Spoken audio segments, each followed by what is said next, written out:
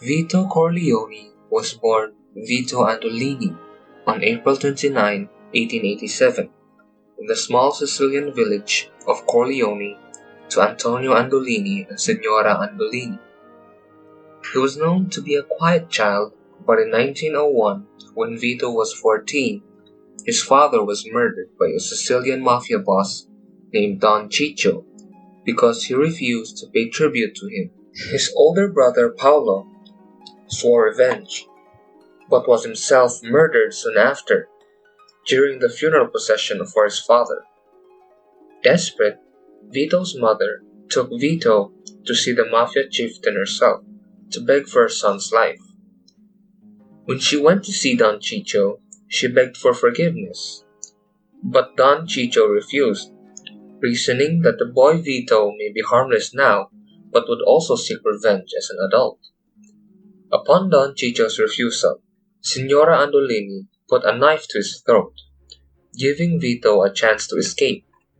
Moments later, Vito watched as his mother was shot dead by one of Ciccio's Lupara-wielding bodyguards. Later that night, he was smuggled away with the help of sympathetic neighbors, fleeing Sicily to seek refuge in America on a cargo ship full of immigrants. But he was unable to speak English. Then he was renamed on Ellis Island as Vito Corleone when the immigration clerks saw the tag pinned to his clothes labeled Vito Andolini from Corleone. Vito Andolini from Corleone. Vito Corleone. Soon after, a doctor diagnoses him with smallpox and he is quarantined for a period of time. Vito was later taken in by the Abandonado family in New York, and he befriended the family's son, Cengo Abandonado, who became like a brother to him. When he was 18, Vito married a Sicilian woman named Carmela, and they started a family. Then, Vito began making an honest living at Abandonado's grocery store on 9th Avenue, but lost the job after an intimidated Signor Abandonado was forced to employ the nephew of Don Fanucci, a black handler and the local neighborhood padrone. From thence, Vito was forced to take up an unstable job doing back-breaking labor for the railroads. But he also lost this job during a mass layoff. Vito soon finds himself in difficult circumstances. He soon has 2 children, Santino and the sickly Fredo, as well as his wife to support. Vito's money troubles soon were solved one night when a neighbor of his, Peter Clemenza, asked him to hide a stash of guns for him, and later, to repay the favor, Clemenza takes Vito to a fancy apartment where they commit their first crime together, stealing an expensive rug. They soon became friends, and joined by a friend of Clemenza's, named Salvatore Tessio, the three soon learned to survive and prosper through petty crimes and performing favors in return for loyalty. The three made good money by hijacking garment trucks. Vito being vital to these hijackings, since he was one of the few people in Manhattan's Little Italy at the time that knew how to drive a truck. During 1917 in New York, Don Fanucci became aware of the partnership between Vito, Clemenza, and Saltasio, and demanded that they wet his beak, or in other words, pay tribute to him. Fanucci had threatened to inform the police if the trio didn't pay a substantial portion of their ill-gotten gains. Clemenza and Tessio were alarmed and had wanted immediately to pay Fanucci, quite certain that he was backed up by the mafia.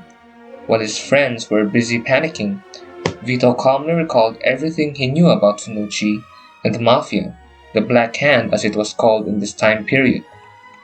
He remembered that the padrone walked the streets with no obvious protection, which had led to an incident where Fanucci was knifed by several neighborhood boys whose families he had tried to extort.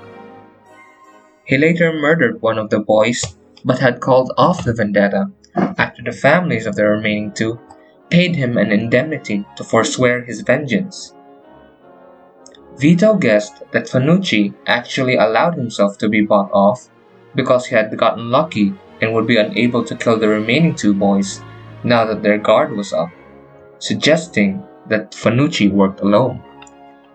Vito came to the realization that Fanucci only acted like he was a mob boss in front of easy-to-trick immigrants, as no mafioso would allow an assassin to live even if paid enormous sums of money, and no member of any mafia would ever need or resort to informing the police as a threat.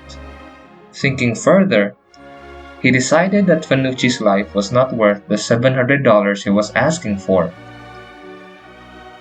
Vito asked his friends to leave everything in his hands to convince Fanucci to accept less money, telling his friends, "I'm going to make him an offer he can't refuse." When Vito later met with Fanucci, he offered only a fraction of the amount demanded, $100 of the $700 Fanucci expected. Fanucci is impressed with Vito's courage and offered him work. Vito interpreted this ability to lowball Fanucci as a sign of the latter's weakness, thus confirming his suspicions of Fanucci's vulnerability. Vito then allowed Fanucci to leave the building so witnesses could confirm that he left alive.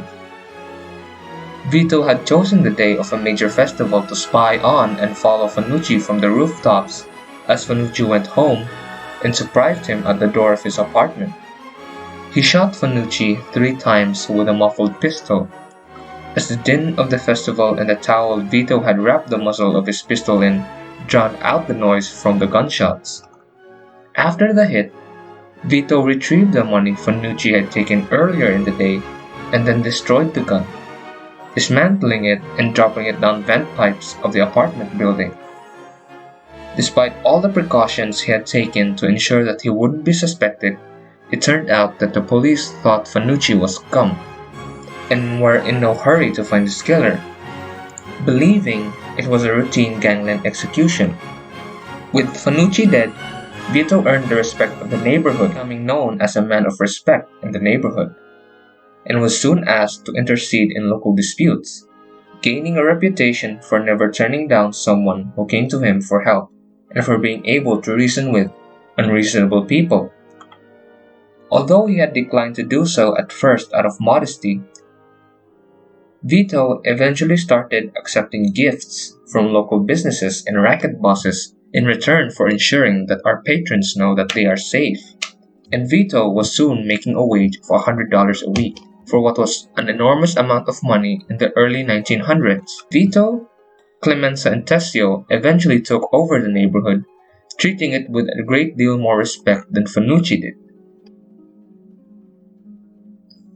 With the profits he was gaining, Vito started an olive oil importation business, Genco Pura, with his old friend, Genco Abandonado. The company eventually became the biggest olive oil importer in the nation, thanks to Vito's reasoning with store owners. While an excellent moneymaker in its own right, in the later years, he used it as a legal front for his growing organized crime syndicate, while amassing a fortune with its illegal operations, which started during Prohibition, when he used his olive oil trucks to smuggle alcohol in from Canada. Vito started to protect small neighborhood speakeasies, learning early on the value of political protection.